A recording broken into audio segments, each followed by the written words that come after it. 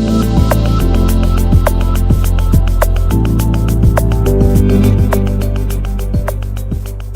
the late 90s, I started a small business called 42 Below, a New Zealand vodka.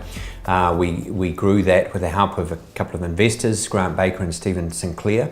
And we took what at the time was a rather outrageous move of listing on the NZX in 2003, late 2003, being a small company but being a growth company.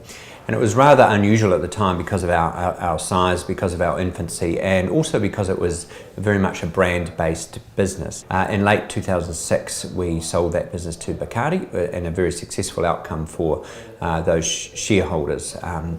So post then, we've been involved in several businesses, the same kind of group of us, Steve Grant and myself, Hyper Factory, which is now a chunk of it is called Snack Media, which is listed, and also Akoya, which bought Trilogy, and now the group is called Trilogy. And the most recent one in there is Moa, the Moa Brewing Company, and also Dorchester Finance, which we got involved in, which was already listed.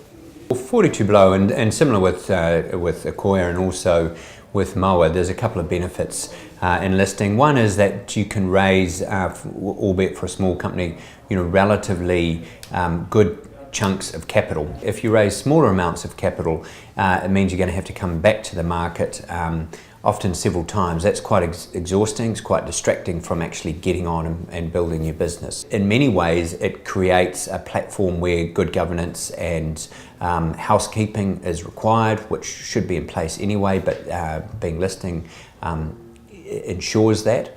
And thirdly, if you're an export company, having credibility in foreign markets is very important.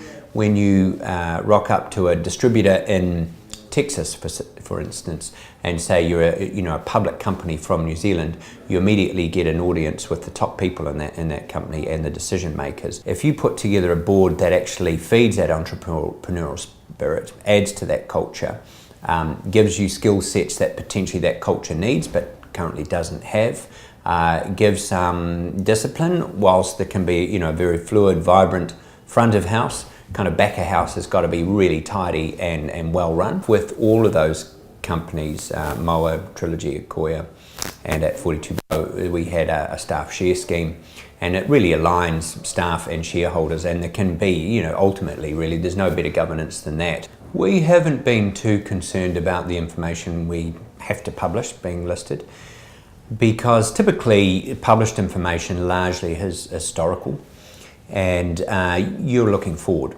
So you don't have to divulge marketing strategies, you don't have to divulge product development, sales strategies, new markets, pricing. It's not too onerous, but I would suggest you need within the business a very good CFO, COO. That's where a lot of that kind of heavy lifting resides. If you have got an appetite for growth and you need capital for that growth, and you need extra skills, which a board necessitates you have, then I'd recommend listing. If you're content with 5% growth a year, then maybe not. Yeah. But if you want to break some international markets, if you want to do more than that, then definitely listing is a fantastic option.